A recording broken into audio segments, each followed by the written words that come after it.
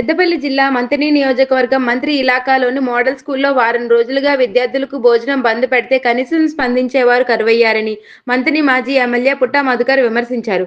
బుధవారం ముత్తారం మండలం దర్యాపూర్లోని మోడల్ స్కూల్ను ఆయన సందర్శించి పరిస్థితులను అడిగి తెలుసుకున్నారు.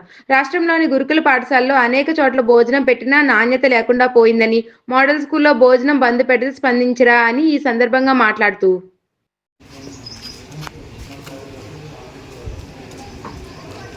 తెలంగాణ కాంగ్రెస్ పార్టీ ప్రభుత్వం ఇప్పటికైనా కళ్ళు తెరవాలి, పిల్లల యొక్క బంగారు భవిష్యత్తు గురించి ఆలోచించాలని బీఆర్ఎస్ పార్టీ అనేక వేదికల నుంచి కోరుతూ ఉన్నది, డిమాండ్ చేస్తూ ఉన్నది. అయినప్పటికీ భోజనాలు పెట్టిన కాడ నాణ్యమైన భోజనం పెట్టకుండా ఇవాళనైతే మంథని ముత్తారం మండలంలో గల మోడల్ స్కూల్లో వారం రోజుల నుంచి భోజనాలు పిల్లలకు పెట్టడం లేదు. కారణం ఏంటంటే 8 నెలల నుంచి వాళ్లకు బిల్లులు రాలేదు. 8 నెలలు బిల్లులు ఇవ్వకపోతే మహిళా సంఘాల నుంచి, మహిళా సంఘాలలో ఉన్నటువంటి బీదవాళ్ళం మేము 8 నెలలు బిల్లుల కోసం ఎక్కడ ఆగగలుగుతామని వారం రోజుల నుంచి వాళ్ళు భోజనాలు బంద్ పెడితే ఇప్పటి వరకు కూడా ప్రభుత్వం స్పందించలేదు, జిల్లా యంత్రాంగం స్పందించలేదు, ఎవ్వరు కూడా స్పందించలేదంటే కారణం ప్రభుత్వంలో ఉన్న పెద్దలు ఏ విధంగా ఉంటే కింద అధికారులు అదే విధంగా ఉంటారనడానికి మనకు నిలువుటెద్దు సాక్ష్యంగా ఇక్కడ కనబడుతూ ఉన్నది. మోడల్ స్కూల్లో ఇంకా అనేక చిన్న సమస్యలు ఉన్నాయి.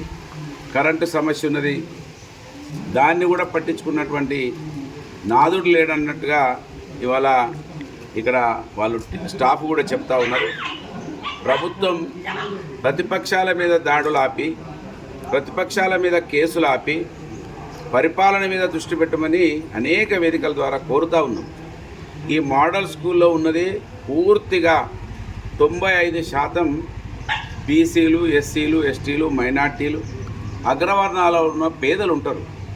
మరి పేదలను చూసుకున్నటువంటి ప్రభుత్వాలు అసలు ఎందుకనేది వాళ్ళు ఆలోచించుకోవాలి. మాటలేమో పెద్ద పెద్దవి చెప్తుంది, చేతులేమో కనీసం గడప దాటుతలేవా. మిమ్మల్ని ఏమనుకోవాలి? ఇవాళ సోషల్ మీడియా వేదిక ద్వారా అనేక మంది ప్రజలు మొత్తుకుంటా ఉన్నారు, ప్రభుత్వం మమ్మల్ని ఏమైనా ఆదుకోవాలని కోరుకుంటా ఉన్నారు. దాని మీద దృష్టి కేంద్రీకరించకుండా ఇవాళ మోడల్ స్కూల్ దర్యాపూర్లో గలటువంటి మోడల్ స్కూల్లో వారం రోజుల నుంచి భోజనాలు పెట్టకుండా కూడా పట్టించుకోలేనటువంటి జిల్లా యంత్రాంగం, ఇవాళ జిల్లాలో ఉన్నటువంటి మంత్రి నియోజకవర్గంలోనే ఈ విధమైనటువంటి దుస్థితి ఉంటే ఇంకా వేరే ప్రాంతాలలో ఏ విధంగా ఉంటుందో ఒకసారి మనం ఆలోచించుకోవాలి. మంత్రి కళ్ళు తెరవాలి. మంత్రి మేము ఎక్కడికైనా వెళ్ళి ప్రభుత్వం దృష్టికి మా బాధ్యతగా ప్రతిపక్షంగా ప్రభుత్వం దృష్టికి తీసుకెళ్తుంటే మా మీద కేసులు పెట్టిస్తూ ఉన్నారు. ఆ రోజేమో పోలీసు వాళ్ళను బీఆర్ఎస్ పార్టీకే పనిచేస్తానని చెప్తే ఇవాళనేమో కండువలేసే తిప్పుతా ఉన్నాడు మంత్రిని శాసనసభ్యుడు. ఇవాళ మంత్రిగా ఉండి 100% విఫలమైపోయింది అనేది మనం దర్యాపూర్ స్కూల్ను చూస్తే కనబడతా ఉన్నది. ఇప్పటికైనా మంత్రి గారు కళ్ళు తెరవండి. మీ మీ మీ మీ కార్యకర్తలు, నాయకులు ఇసుక దందాలు, మట్టి దందాలు, భూముల దందాలు వాటి మీద దృష్టి కేంద్రీకరించిండ్రు. వాళ్ళని కనీసం ఈ స్కూళ్ళ మీద దృష్టి కేంద్రీకరించమని చెప్పండి, హాస్పిటళ్ళ మీద దృష్టి కేంద్రీకరించమని చెప్పమని మంత్రిని కూడా డిమాండ్ చేస్తూ ఉన్నాను.